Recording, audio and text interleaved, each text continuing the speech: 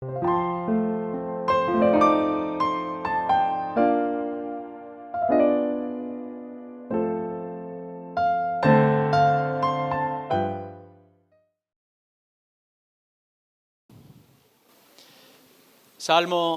106. Acuérdate de mí, oh Yahvé, según tu benevolencia para con tu pueblo. Visítame con tu salvación, para que yo vea el bien de tus escogidos, para que me goce en la alegría de tu nación y me gloríe con tu heredad. Dios, Señor del cielo y de la tierra, venimos delante de ti, por una parte, afligidos, sabiendo cuán pequeños somos delante de ti y cuán indignos por causa de nuestro pecado y la actitud que hemos arrastrado a lo largo de nuestras vidas, en lo público y en lo secreto. Nos avergüenza, Padre, poder venir delante de ti con todo este pecado, sabiendo que tú eres un Dios justo y que eres un Dios santo. Cada uno de nuestros pecados, por más pequeños que nos parezcan a nuestros ojos, son horribles ante tu santidad y tu gloria. Venimos totalmente doloridos por ello, pero a la misma vez venimos con tal gozo, con tal alegría de saber que nuestros pecados ya no están de peso en nuestras espaldas, sino que cayeron y fueron arrojados al fondo del mar por tu propia mano, de tal manera que tú ya no tienes memoria de ellos. Y no por nuestros méritos, no por nuestros rituales, ni por nuestros sacrificios u ofrendas, sino por la de tu Hijo Jesucristo. Nosotros estamos aquí descansando en sus méritos y no en los nuestros. Pero es entonces, Señor, que sabemos que estamos plenamente seguros. Ya no habrá nada ni nadie que nos pueda arrancar de sus manos. Nosotros sí, caemos, entorpecemos el camino. A veces, Señor, tenemos la tentación de mirar hacia atrás, pero lo que tú has comenzado lo vas a continuar. Y, Señor, sabemos que hemos visto grandes cosas en nuestras propias vidas y que lo hemos visto en la vida de otros y lo hemos visto y leído en las Escrituras y lo hemos conocido a lo largo de la historia, y te damos las gracias por las grandes cosas que tú has estado haciendo hasta el día de hoy. Gracias por abrirnos el cielo para mostrarnos estas cosas. Pero ahora, Padre, queremos pedirte que nos abras el cielo para verter más bendiciones. Si tú has hecho cosas extraordinarias en el pasado, ¿por qué no aquí y por qué no ahora? Señor, ten misericordia. Nosotros somos indignos, pero podemos ser instrumentos en tus manos, no por nuestra capacidad, sino por tu gracia y tu misericordia. Sírvete de todos y cada uno de nosotros, hombres, mujeres, mayores, jóvenes en la fe o viejos en esta fe. Pero ayúdanos y sírvete de nosotros. Pero si no es con nosotros, Señor, hazlo tú mismo de manera directa. Señor, te queremos pedir en este tiempo que estamos aquí alrededor de tu palabra en comunión, y te pedimos que el avivamiento caiga, que obre, que responda a nuestra oración, recíbela, ten misericordia. Pero queremos pedirte que tú ayudes a nuestros ponentes, a Sugel, a Juan, a José, que les hables al corazón y que ellos nos hablen a nosotros, y que nosotros no podamos hacer otra cosa sino alabarte y glorificarte y ponernos en tus manos para que te sirvas de nosotros. Señor, queremos ser informados en estos días, en estos 2 días, pero queremos salir investidos de tu gracia para la obra extraordinaria que queremos que tú hagas entre nosotros. Así que responde nuestra oración, recibe nuestra alabanza y háblanos por tus siervos. Te lo pedimos en el nombre de Jesús. Amén. Mis hermanos, es un enorme placer estar otra vez en pasión por el Evangelio, y sorprendentemente este año hemos tenido la oportunidad de venir a España 2 veces, así que es un doble gozo. Si me van a permitir tomarles una foto. Antes de iniciar la exposición de la palabra, se los voy a agradecer porque hay mucha gente orando por ustedes, y no solamente en República Dominicana, hay muchos que están orando por esta conferencia, así que me gustaría que ellos vieran por quiénes están orando, porque no es solamente por los expositores, sino también obviamente por lo que se están exponiendo a la palabra. No les voy a decir que pongan su mejor cara, porque en realidad aquí solamente salen el grupo. Cuando el hermano Mateo Gil me comentó que el tema de este año era el avivamiento, de verdad que nuestro corazón se llenó de alegría y de expectación, porque como ya se ha mencionado varias veces en esta tarde, España a lo largo de su historia no ha experimentado un avivamiento, y nosotros quisiéramos que antes de que el Señor nos llame a su presencia, nosotros podamos tener el gozo de ver un verdadero avivamiento en España y ver a miles venir al conocimiento de Cristo y ver iglesias predicando fielmente el Evangelio, más de las que ya hay, gracias al Señor. Yo les pido, por favor, que vayan en sus Biblias al libro de Joel, libro del profeta Joel, capítulo 2, y vamos a leer los versículos 28 al 32. Este será mi texto base, no voy a exponer expositivamente todos estos versículos, pero sí vamos a tomarlos como punto de partida, sobre todo los primeros dos versículos. Joel capítulo 2, versículo 28. Y después de esto derramaré mi espíritu sobre toda carne, y profetizarán vuestros hijos y vuestras hijas, vuestros ancianos soñarán sueños y vuestros jóvenes verán visiones. Y también sobre los siervos y sobre las siervas derramaré mi espíritu en aquellos días, y daré prodigios en el cielo y en la tierra, sangre y fuego y columnas de humo.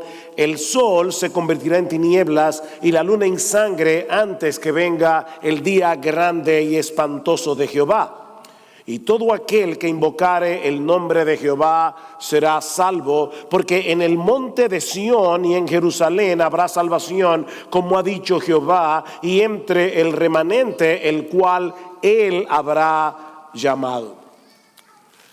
En el año 1857, un hombre de negocios llamado Jeremías Lanphier, que pertenecía a una iglesia reformada holandesa en la ciudad de Nueva York, decidió organizar una reunión de oración para el mediodía del 23 de septiembre.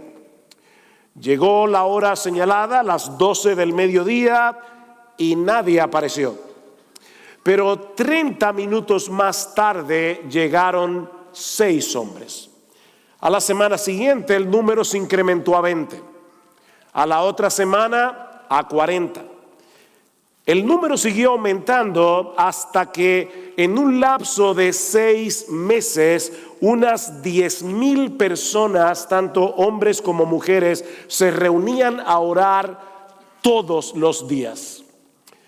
Y las reuniones se extendieron a otras partes de la ciudad e incluso a otras ciudades grandes de los Estados Unidos.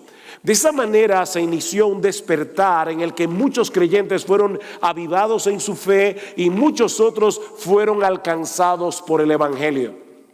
Se calcula que 500,000 de personas hicieron profesión de fe y se unieron a la membresía de iglesias locales. De hecho, cuando Spurgeon leyó en un periódico de Inglaterra lo que estaba sucediendo en los Estados Unidos, se entusiasmó tanto que comparó este movimiento del Espíritu con el primer gran despertar que había tenido lugar cerca de 100 años antes bajo la predicación de George Whitefield y el ministerio de Jonathan Edwards.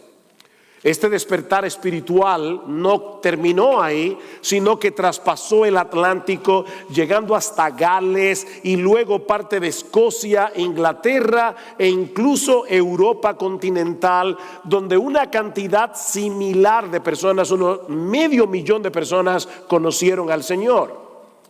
El término ampliamente usado entre los evangélicos protestantes para describir este fenómeno es avivamiento.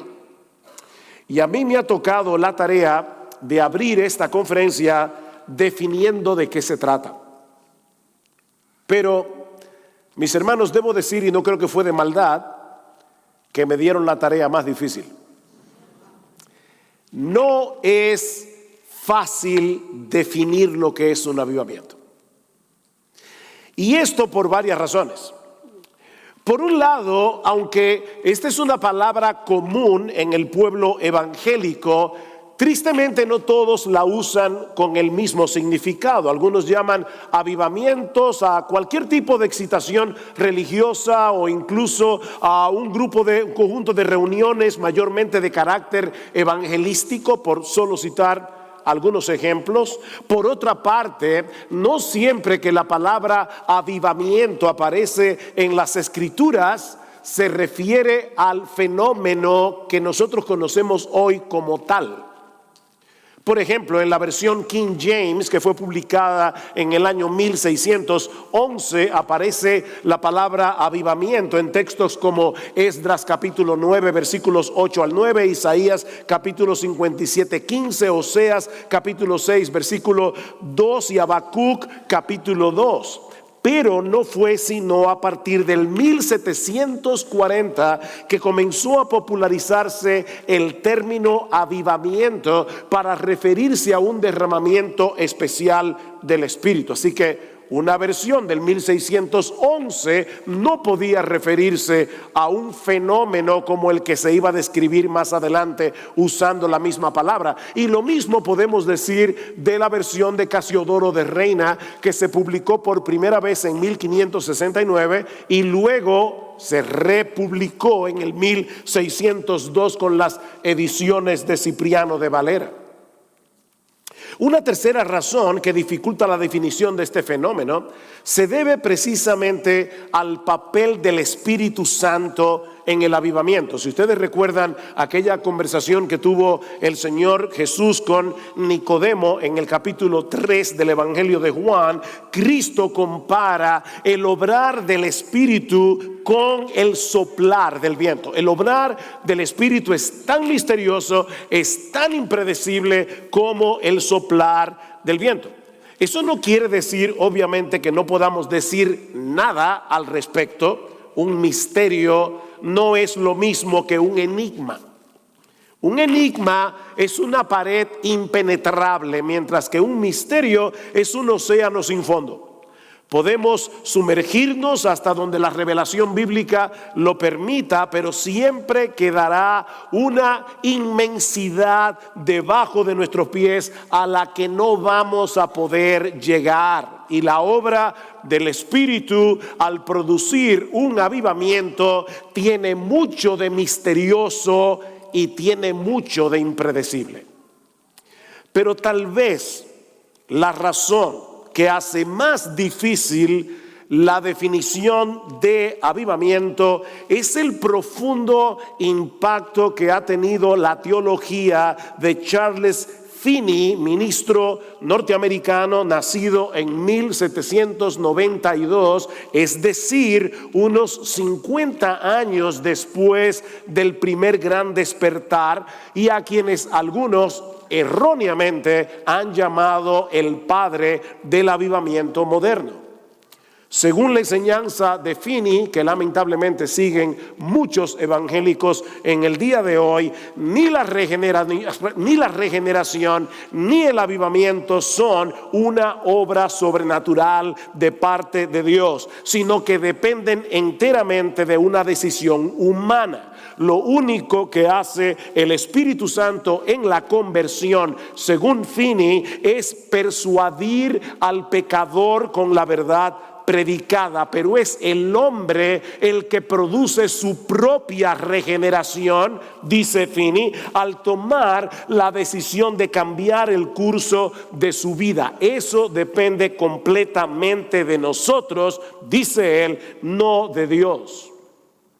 Y lo mismo enseñaba sobre el avivamiento. El avivamiento, dice Finney, no tiene nada de milagroso, basta con hacer uso del método apropiado para producir avivamiento. De esa manera comenzó un movimiento que afectó en primer lugar a los Estados Unidos y de ahí se expandió a todo el mundo, que podemos llamar avivamientismo o algo como eso. No sé con qué palabra definirlo en español, pero eso no es un verdadero avivamiento.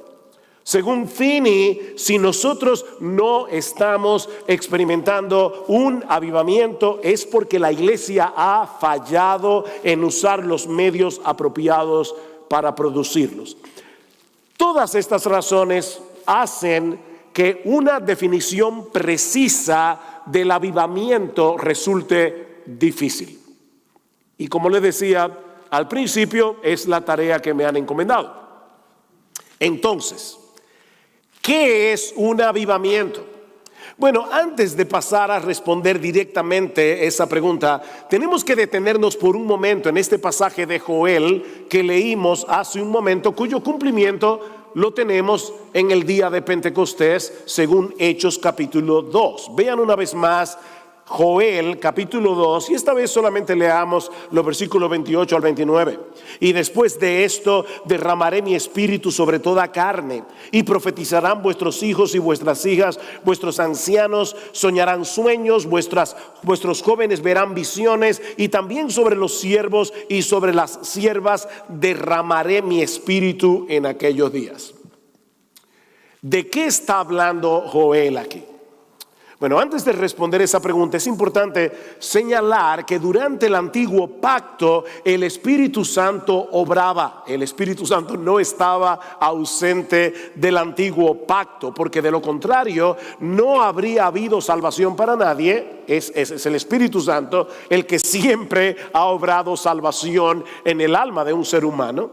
Y por otro lado, la nación de Israel no habría contado con los dones y los talentos necesarios para el buen funcionamiento de ellos como nación.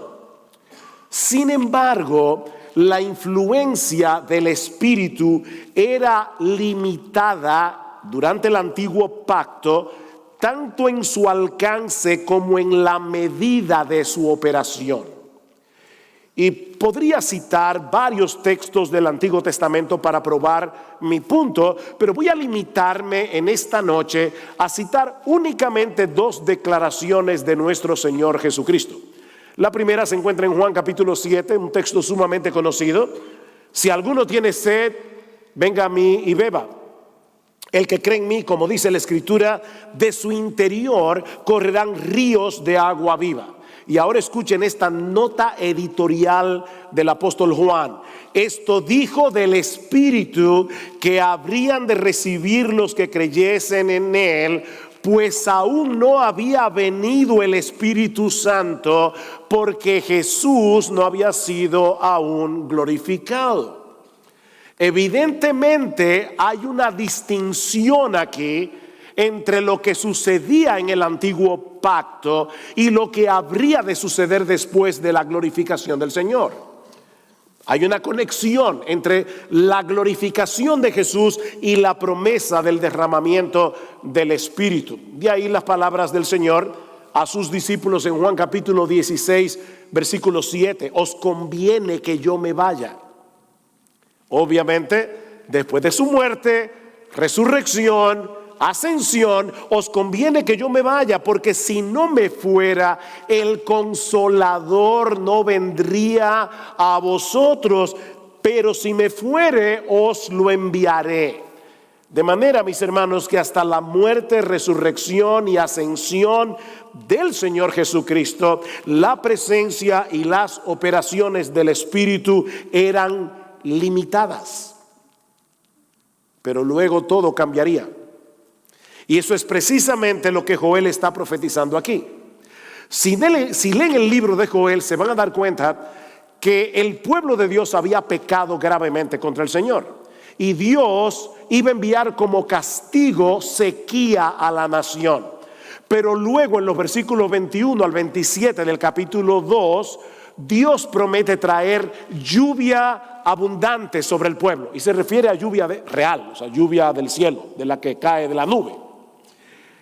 Pero ahora también promete, en el versículo 28, un derramamiento abundante del Espíritu Santo. Y después de esto, así como voy a derramar lluvia, derramaré mi espíritu sobre toda carne. En otras palabras, Joel está prometiendo aquí no una llovizna del Espíritu, Joel está prometiendo un chaparrón del Espíritu Santo.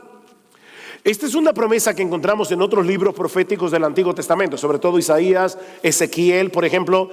Isaías 44, porque derramaré agua sobre la tierra sedienta y torrentes sobre la tierra seca. ¿A qué se refiere? Derramaré mi espíritu sobre tu posteridad y mi bendición sobre tus descendientes. Ezequiel 39, 29, no esconderé más de ellos mi rostro, porque habré derramado de mi espíritu sobre la casa de Israel, dice el Señor. De manera que esta profecía no es exclusiva del libro de Joel, pero hay al menos un aspecto que coloca esta profecía en una categoría aparte, y es la universalidad y democratización del Espíritu Santo. La universalidad y democratización del Espíritu Santo. Derramaré mi espíritu sobre toda carne. Dios promete un derramamiento del Espíritu Santo que alcanzaría tanto a judíos como a gentiles. Es universal. De hecho, en el capítulo 2 de Joel, versículo 32, dice: todo aquel que invocare el nombre del Señor será salvo. ¿Ustedes recuerdan en qué texto del Nuevo Testamento se cita Joel capítulo 2, versículo 32? Se cita en Romanos capítulo 10. Y Pablo cita el texto de Joel en Romanos 10 para probar que ahora el evangelio iba a alcanzar igualmente a judíos y a gentiles. Así que todo aquel se refiere a judíos y a gentiles. Pero no solo eso. ¿Qué dice el texto?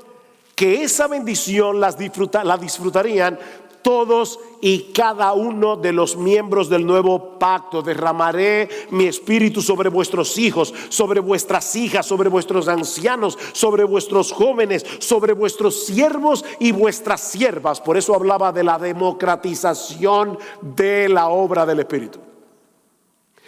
Todo el pueblo de Dios del nuevo pacto recibirá este beneficio sin distinción.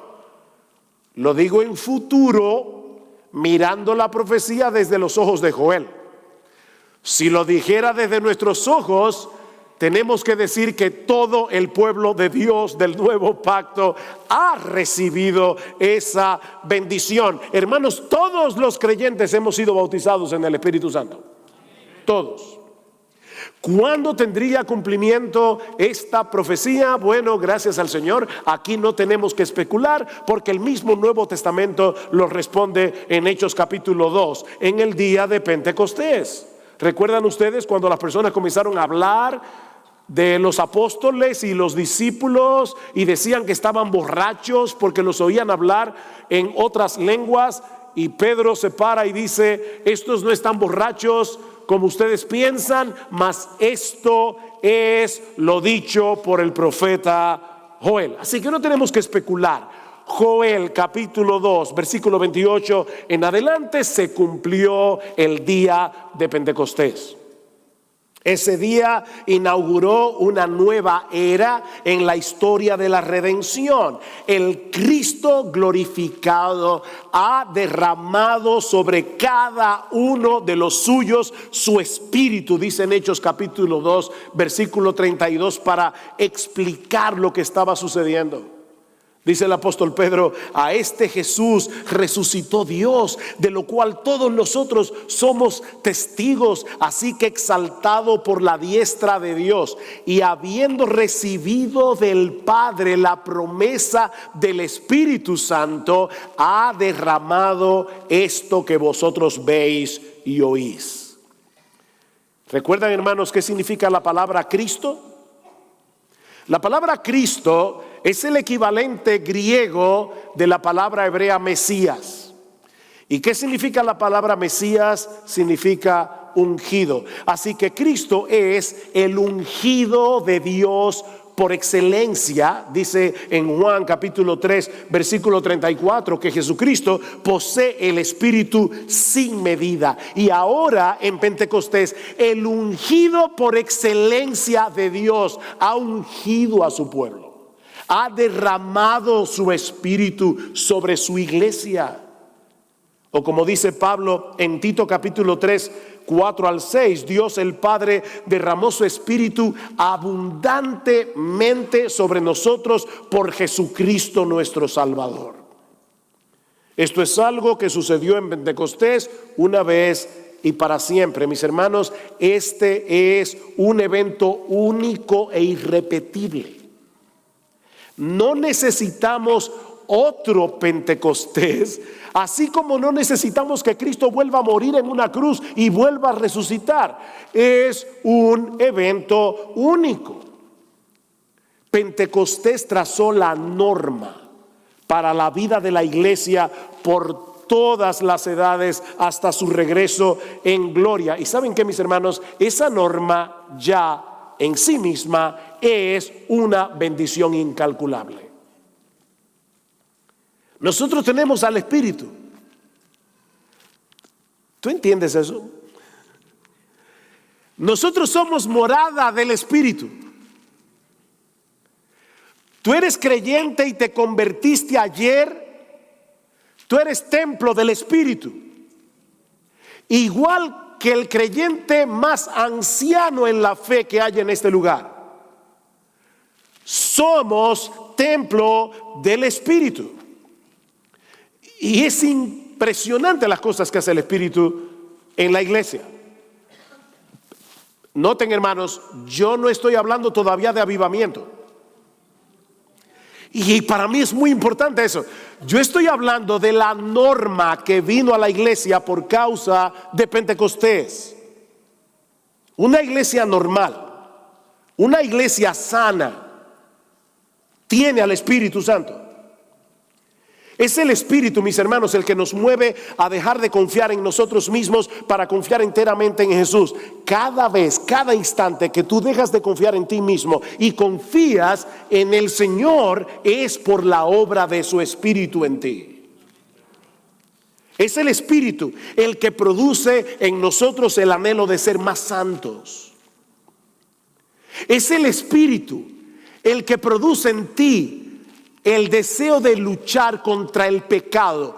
Cada vez que tú tienes una lucha con el pecado, es por la obra del Espíritu en ti. Es el Espíritu el que produce amor por la palabra de Dios. Es el Espíritu el que produce amor por la iglesia. Es el Espíritu el que produce amor por los perdidos. Es el Espíritu que hace todo eso. Así que un creyente sano, miembro de una iglesia sana, tiene todos los recursos que necesita para vivir una vida que glorifique a Dios, aún sin estar en medio de un avivamiento. Pero pastor, yo creía que usted vino a convencernos de que necesitábamos un avivamiento. Bueno, yo quiero convencerte primero de lo glorioso que es tener al Espíritu Santo. Por lo que sucedió en Pentecostés, una vez y para siempre. Todo esto que disfrutamos, hermanos, es el fruto del derramamiento del Espíritu en Pentecostés. Pero eso no quiere decir que a partir de ese momento la iglesia siempre haya disfrutado de la influencia y de la actividad del Espíritu Santo en la misma medida y en el mismo grado. Como bien señala Sinclair Ferguson, el derramamiento inaugural del Espíritu crea ondas en todo el mundo a medida que el Espíritu continúa viniendo en poder. Y ahora escuchen, me encanta esto. Pentecostés es el epicentro, pero el terremoto produce réplicas. Estos estruendos, dice Ferguson, continúan a lo largo de todos los siglos. ¿Ven? Hay un evento único, Pentecostés, un terremoto. Los que han vivido un terremoto entienden lo que quiero decir. Pero ese terremoto tiene réplicas a lo largo de los siglos. En otras palabras, deberíamos esperar que nuestra iglesia sea una iglesia sana, con una membresía sana, con un liderazgo sano, pero podemos también esperar un derramamiento especial del Espíritu en el que los creyentes experimenten en mayor grado, en mayor medida lo que ya poseen. Eso es un avivamiento. Es interesante notar que en el día de Pentecostés sucedieron algunas cosas que son inusuales y que no representan el día a día de una iglesia sana. Y por si acaso, no me refiero a las lenguas de fuego, no me refiero al don de lenguas. Por ejemplo, dice en Hechos capítulo 2, versículo 4, que cuando vino el Espíritu Santo, todos los creyentes estaban llenos del Espíritu. Todos estaban llenos del Espíritu. Pregunta: ¿es esa una experiencia común de las iglesias de Cristo en todo el mundo? Que todos los miembros estén llenos del Espíritu. No necesariamente. Por otra parte, con el sermón de Pedro se convirtieron 3,000 personas en un solo día y se añadieron a la iglesia por medio del bautismo.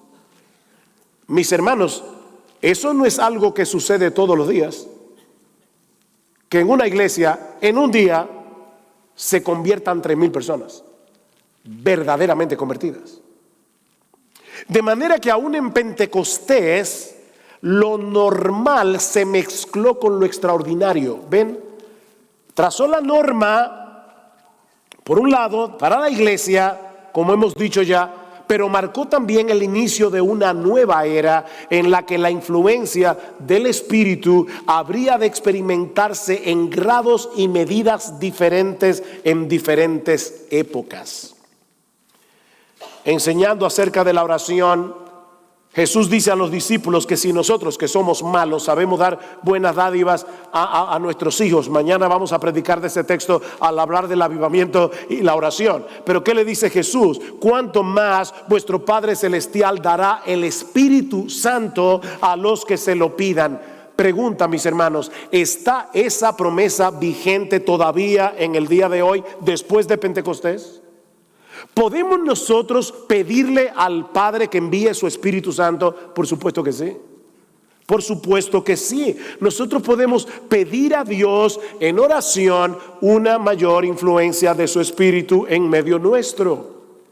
Pablo pide por los creyentes en Éfeso que ya tenían el Espíritu, que Dios les dé espíritu de sabiduría y de revelación en el conocimiento de Él. Y un capítulo, 2 capítulos más adelante, en Efesios capítulo 3, versículo 14 al 19, vuelve a pedir que ellos sean fortalecidos con poder en el hombre interior por su Espíritu. ¿Con qué propósito? Para que habite Cristo por la fe en vuestros corazones y para que seáis llenos de toda la plenitud de Dios.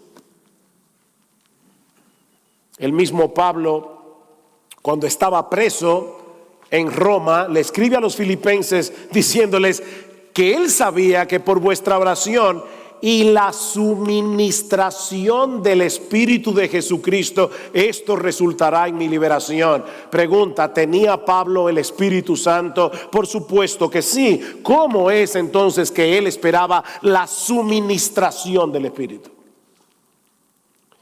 Decía el teólogo reformado del siglo XIX, George Smeaton, que no se podría proponer una teoría más dañina y engañosa, ni más deshonrosa para el Espíritu Santo que esto, que debido a que el Espíritu fue derramado en Pentecostés, la iglesia ya no tiene necesidad ni autorización para orar por derramamientos del Espíritu. Smeaton está diciendo, esa teoría es dañina, esa teoría deshonra al Espíritu Santo.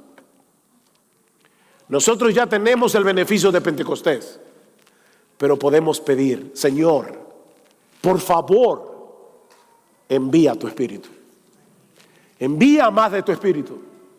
En una forma especial, derrama tu Espíritu en medio nuestro. ¿Saben, hermanos, que hay algo que me molesta profundamente? Tengo que decirlo, me confieso aquí. Cuando yo escucho gente que dicen, aleluya, como dicen los pentecostales. Miren, mis hermanos, ningún grupo religioso secuestró el aleluya. Ningún grupo religioso secuestró el gloria a Dios. Ningún grupo religioso ha secuestrado al Espíritu. Nosotros, los reformados, sí necesitamos ortodoxia, sí debemos seguir predicando la ortodoxia, pero necesitamos rogarle al Señor fervientemente, envía un avivamiento de tu Espíritu Santo. Necesitamos eso, necesitamos ver eso en nuestras iglesias. Cuidado, hermanos, porque si lees la historia de la iglesia te vas a dar cuenta que después de grandes periodos donde la ortodoxia ha tenido grandes victorias, también ha venido mucho enfriamiento espiritual. Ha venido una ortodoxia muerta, y eso es precisamente lo que ha hecho necesario que Dios vuelva a traer vida por medio de la obra de su Espíritu Santo. Oh, sí, damos gloria al Señor que aquí en España hay tantas iglesias reformadas. Damos gloria al Señor por tantas iglesias que están predicando el evangelio sano, por tantas iglesias que han abrazado una correcta soteriología y predican y proclaman abiertamente las doctrinas de la gracia. Pero lo que queremos para España no es una ortodoxia muerta. Lo que queremos para España y para todos nuestros países en América Latina y en el mundo entero es una buena, sana doctrina que produzca una vida sana, llena del Espíritu Santo. Entonces, ¿qué es el avivamiento? Bueno, vamos a tratar de definirlo. Es un intento. Se trata de una intervención sobrenatural de Dios en la historia al enviar una medida inusual y extraordinaria de la influencia del Espíritu, que trae como resultado la renovación espiritual de su pueblo y abundante salvación entre los perdidos. Es un intento. ¿Qué es el avivamiento? Es una intervención sobrenatural de Dios en la historia que envía una medida inusual. Esto es inusual, es extraordinario, de la influencia del Espíritu, que trae como resultado la renovación espiritual de su pueblo y abundante salvación entre los perdidos. El avivamiento, mis amados hermanos, comienza en la iglesia. Es en la iglesia. El mundo no puede ser avivado porque lo que necesita es que lo revivan. Nosotros somos lo que necesitamos ser reavivados porque ya estamos vivos. El avivamiento comienza en la iglesia y de ahí se expande al mundo. Ian Murray lo define como un derramamiento del Espíritu, me encanta este pedacito aquí, realizado por la intercesión de Cristo, que produce un nuevo grado de vida en las iglesias y un movimiento generalizado de gracia entre los inconversos. Si ustedes notaron, hay al menos 3 elementos en estas definiciones del avivamiento que debemos resaltar. En primer lugar, y contrario a lo que enseñaba Charles Finney, el avivamiento es una obra de Dios, sobrenatural, soberana, que nadie puede producir y que nadie puede predecir.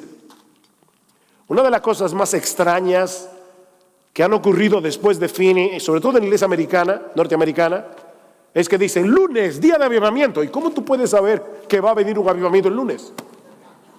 Nadie puede predecir un avivamiento.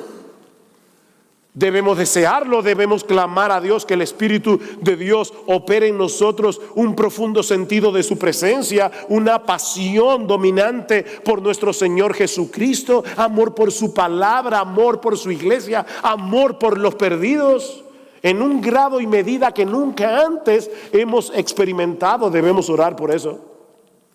Debemos anhelar de todo corazón que el Señor envíe en nuestros días tal derramamiento de su Espíritu que miles vengan al conocimiento de Cristo y pasen a formar parte de iglesias locales, centradas en el Evangelio, iglesias que prediquen y modelen el Evangelio.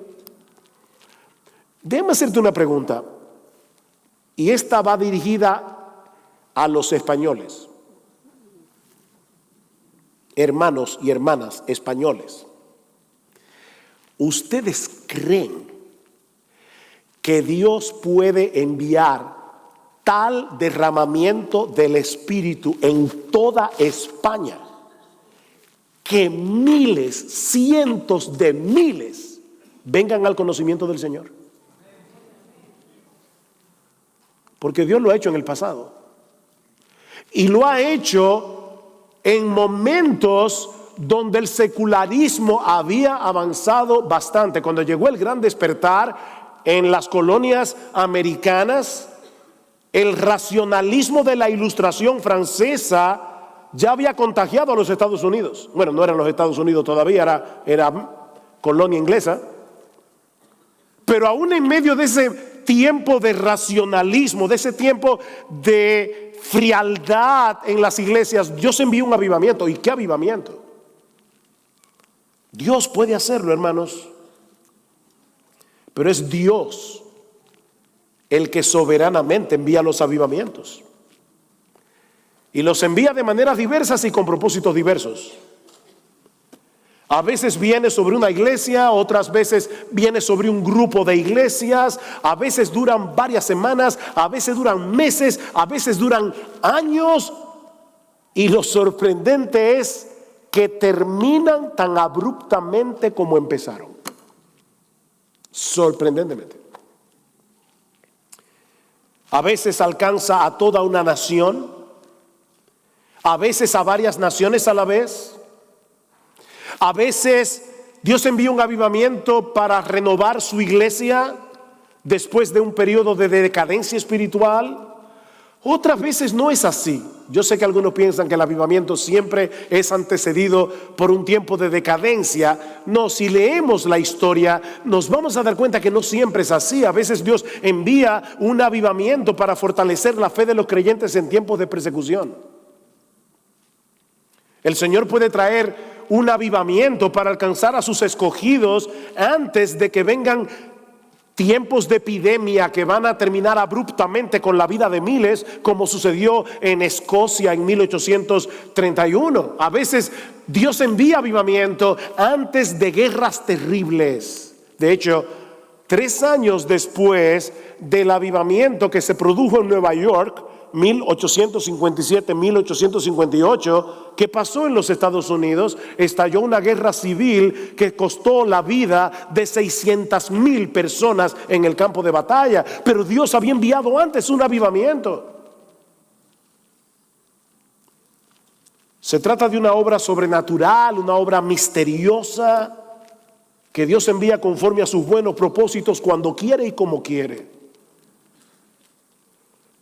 Así como no podemos dominar el viento, tampoco podemos controlar la obra del Espíritu para obrar un avivamiento. En segundo lugar, volviendo a las definiciones que vimos ya, el avivamiento es el resultado de la intercesión de Cristo por su pueblo. El avivamiento es el resultado de la intercesión de Cristo por su pueblo. Ese es el argumento de Pedro en el texto que citamos ya, Hechos 2:33. Así que, exaltado por la diestra de Dios y habiendo recibido del Padre la promesa del Espíritu, ha derramado. ¿Quién ha derramado? Cristo. Esto que vosotros veis y oís. Eso no elimina la responsabilidad que tú y yo tenemos de orar por un avivamiento. Eso lo veremos en el último sermón de esta conferencia. Pero nos recuerda que es Cristo y nadie más el que merece todo el crédito cuando estos tiempos especiales de gracia vienen sobre la iglesia. En tercer lugar, volviendo a las definiciones, el avivamiento trae como resultado un nuevo grado de vida en las iglesias y un movimiento generalizado de gracia entre los inconversos. O como diría Jonathan Edwards, son tiempos extraordinarios en los que Dios obra en medio de su pueblo mucho más allá de su método habitual. Pocas fuentes pueden ser más confiables que Edwards para entender de qué se trata un avivamiento y cuáles son los efectos que produce el avivamiento. No solo porque Edwards era un buen teólogo, no solo porque Edwards era un creyente apasionado con la gloria de Cristo, no solo porque Edwards era seguramente el intelectual más importante de las colonias americanas del siglo XVIII, sino por haber experimentado y registrado lo que sucedió antes y durante el primer gran despertar de 1740. Edwards relata que antes de ese avivamiento, durante el 1734-1735, en la ciudad de Northampton, cuando había mucha frialdad espiritual, con una población compuesta por unas 200 familias, venían a Cristo en arrepentimiento y fe un promedio de 30 personas por semana. Unas 300 personas se convirtieron durante ese periodo. Hermanos, piensen en esto. Un poblado con 200 familias, 300 vinieron al Señor. Y si tú quieres leer algo emocionante, te sugiero que en vez de ver una serie de Netflix, leas un relato sorprendente un relato fiel de la sorprendente obra de Dios. Donde tú vas a leer allí cómo las personas se convertían, incluso el ejemplo de una niña de 4 años y cómo Dios la transformó sorprendentemente durante el tiempo de avivamiento. Es algo inusual. No eran profesiones de fe superficiales. Según Edwards, uno de los primeros efectos de este despertar espiritual es que las personas abandonaron inmediatamente sus prácticas pecaminosas, incluyendo a los más libertinos de la ciudad. Dice, cuando el Espíritu de Dios tan maravillosamente empezó a ser derramado por todo el pueblo, la taberna dejó de ser el sitio más visitado. ¿Saben cuál fue el lugar más visitado durante el tiempo de avivamiento? La casa del pastor. Dice Edwards, iban más personas a la casa del pastor que la que solía ir a la taberna anteriormente. Edwards dice en otro lugar que después de la humillación producida por la ley, la primera manifestación de la gracia en el alma parece ser un anhelo sincero de Dios y de Cristo, conocer a Dios, amarlo, ser humilde ante Él y tener comunión con Cristo. Este anhelo, según lo expresan, parece deberse exclusivamente a una percepción de la excelencia superlativa de las cosas divinas, que son estimadas por ellos como su felicidad máxima. Tal anhelo suele incluir la firme decisión de buscar perpetuamente estos bienes, es decir, el poder contemplar las cosas divinas con esperanza y expectación. Mañana, creo que le toca al hermano Hanna, ahora no estoy seguro, hablar acerca de las características de un verdadero avivamiento. Pero esto nos da una idea del tipo de fenómeno al que nos estamos refiriendo. Y se trata de algo, mis hermanos, que todo verdadero creyente debe anhelar con todo su corazón. Debes anhelarlo. Yo espero que esta frase se les quede en la cabeza. Nosotros tenemos todos que aprender el arte de estar insatisfactoriamente satisfechos.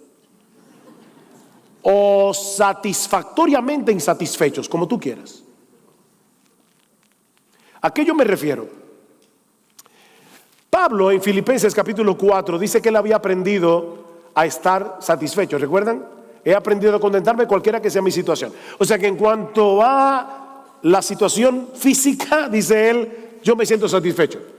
Pero en lo que respectaba, se dice así, en lo que respectaba a su vida espiritual, Pablo no estaba nada satisfecho. En la misma carta a los Filipenses, Pablo dice, hermanos, yo mismo no pretendo haberlo alcanzado. Pero una cosa hago, olvidando ciertamente lo que queda atrás y extendiéndome a lo que está delante, prosigo a la meta, al premio del supremo llamamiento de Dios en Cristo Jesús. Pablo estaba satisfecho en un sentido, insatisfecho en el otro. Tú y yo deberíamos ser creyentes satisfactoriamente insatisfechos. Satisfechos con lo que Dios nos dio materialmente. Espiritualmente hablando, no. Hambrientos de más, hambrientos de más. Mi hermano, alguna vez tú has tenido esos episodios cuando uno está leyendo su Biblia y tú sientes a Dios tan real, tan real, tan real, que piensas que si abres los ojos te vas a encontrar con Cristo cara a cara. Eso es lo que ocurre en un avivamiento. No deberíamos anhelar eso. No deberíamos anhelar aquellos días. ¿Tú te acuerdas, si alguna vez lo tuviste, aquellos días cuando leyendo el relato de la crucifixión en Mateo 27 o en Lucas, tú te rajabas a llorar a gritos, pensando en los sufrimientos de tu Señor y Salvador para que tú no cayeras en las llamas del infierno? ¿Recuerdas eso? Eso es lo que ocurre en un avivamiento, pero multiplicado por mucho. Cuando leo a Edwards me da envidia. Yo digo, Señor, yo quisiera ver eso, yo quisiera poder experimentar algo así. Personas que no querían saber de otra cosa que no fuera de Cristo y este crucificado. Hombres y mujeres amando la palabra con todo su corazón. Los niños en el tiempo de Edwards anhelaban que Jonathan Edwards fuera a visitar la casa de sus padres para oír a Edwards hablar de la palabra. Niños pequeños. ¿No quisiéramos ver eso otra vez? Ok, ahora me toca traer una nota de balance para terminar. Recuerden, hermanos, que el avivamiento no es el estado normal de la iglesia, ni es la medicina para el decaimiento espiritual. Si una iglesia está en un franco periodo de decadencia, en vez de esperar que llegue un avivamiento, lo que debe hacer es arrepentirse. Y si tú estás aquí hoy en un periodo de decadencia espiritual, arrepiéntete. Porque eso es lo que le dice Cristo a la iglesia en Éfeso. El Cristo glorificado. Tú dejaste tu primer amor. Arrepiéntete y haz las primeras obras. No dice espera un avivamiento.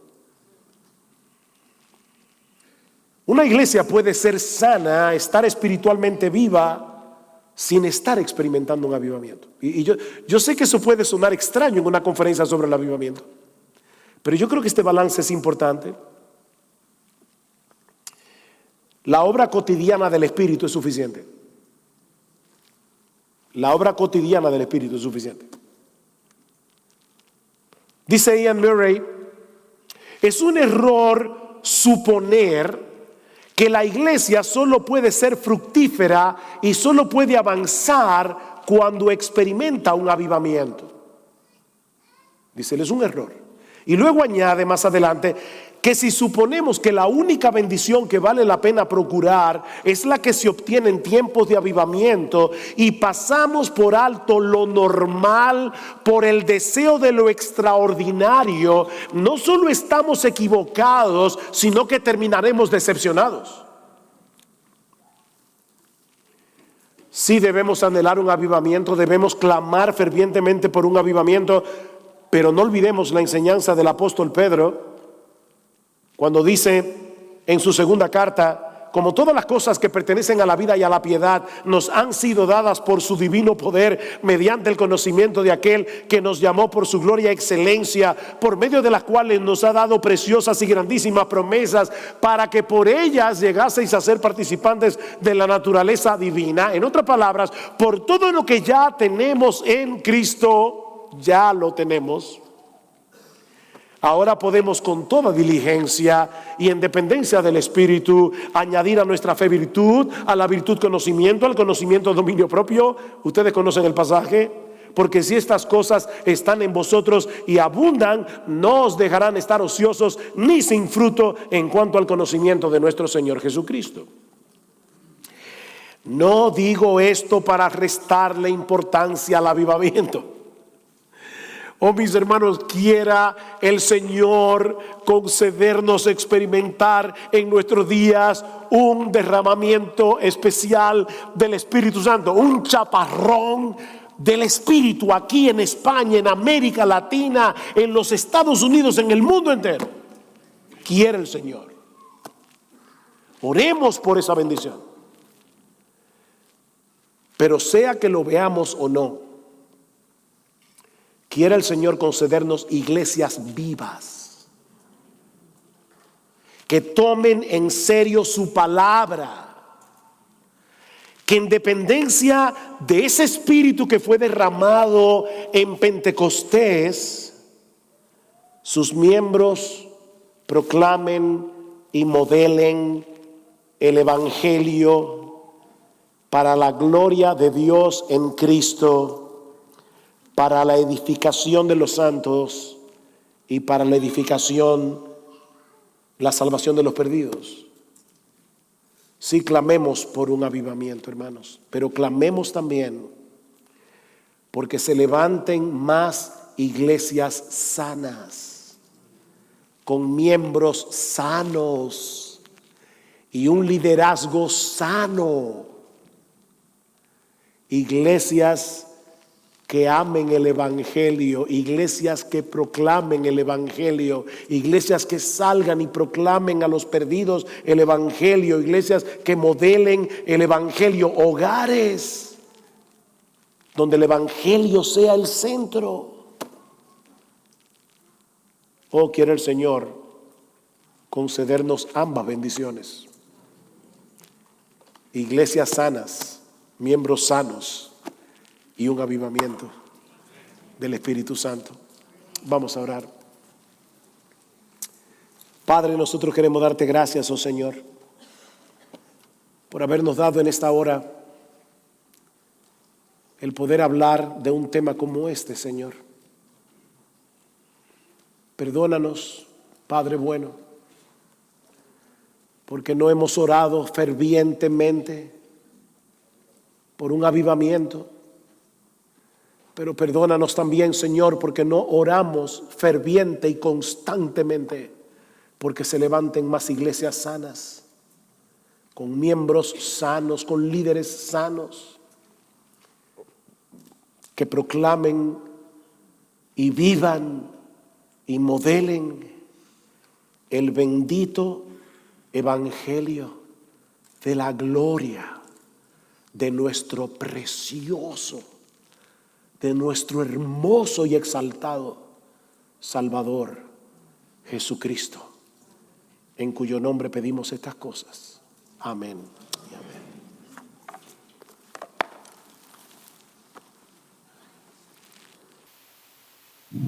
Vamos a orar. Señor y Dios nuestro, hemos podido escuchar, hemos podido oír, has sensibilizado nuestro corazón. Ahora te pedimos, como hemos cantado, que nos hagas arder, que viertas de tal manera el poder de tu Espíritu en nosotros, tal como nos has dado, que no podamos resistir, y entonces empecemos a obrar más y mejor. Permite, Padre, que después de escuchar estas cosas no salgamos indiferentes o pasivos, sino llenos de celo. Nos queremos poner en tus manos. Obra, ayúdanos a sentir la fuerza de tu Espíritu en cada uno de nosotros para gloria tuya y extensión de tu reino. Así te lo pedimos, así lo esperamos, en el nombre de aquel que lo has hecho posible, tu Hijo Jesucristo. Amén.